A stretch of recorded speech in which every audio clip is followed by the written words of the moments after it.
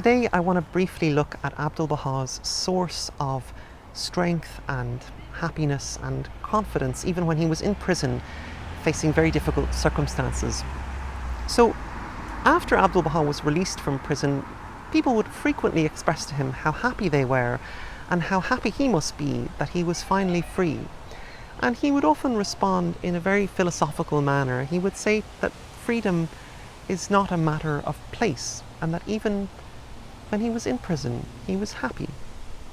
He once wrote, "To me, prison is freedom, troubles rest me, death is life, to be despised is honor." And he said that throughout all his time in the prison city, he had an internal, unshakable foundation of joy that nobody could take away from him. And that joy came from the fact that he was directing his life and his energy and his thoughts and his actions towards service to others. And this orientation towards just being helpful to those around him in whatever way he could filled him up with a constantly renewed sense of strength and freedom of heart and the independence and courage that he needed to face his own hardships. And that this orientation of service towards others actually lightened the burden of the difficulties that he himself had to face. He once said, "When one is released from the prison of self, that is indeed freedom.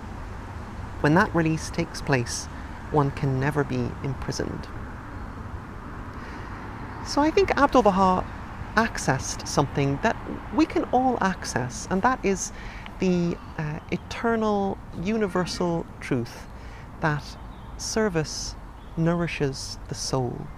Whenever we actively help those around us, our families, our friends, our communities, our souls become stronger and healthier and happier. And Abdu'l-Bahá emphasized that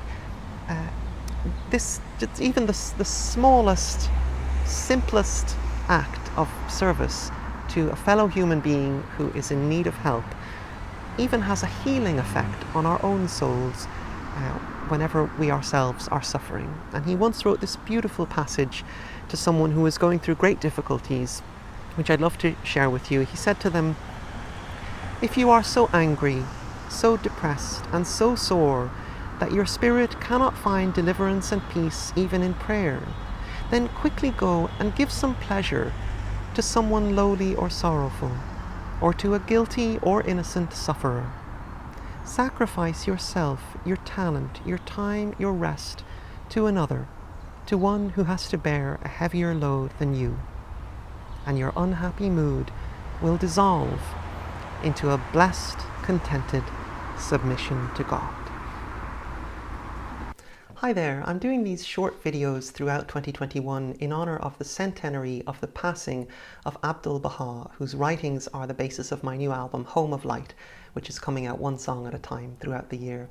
All these short stories come from this book, Vignettes from the Life of Abdu'l-Bahá by Annamarie Honnold, and I hope these little anecdotes give us some glimpses into Abdu'l-Bahá's life during this special year.